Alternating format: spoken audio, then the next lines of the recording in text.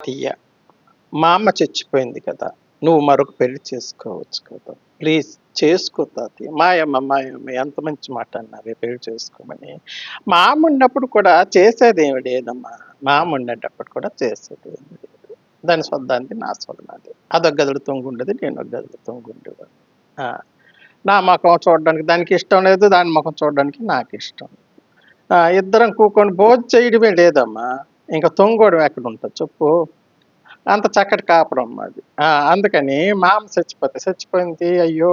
ఒంటరైపోయాను అన్న ఇది లేదు. ఎందుకంటే బతికున్నప్పుడే సఖ్యత లేదు మాలోని.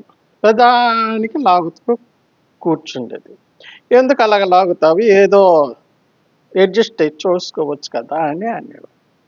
అలాగే అడ్జస్ట్ అయిన రకం కాదు. అందుకని దానికి దండం పెట్టేసి నేనొక గదిలోని, అదొక గదిలోని కాపురం చేసాం. చేసామంటే చేసాం లోకం దృష్టిలో ఉంటాను.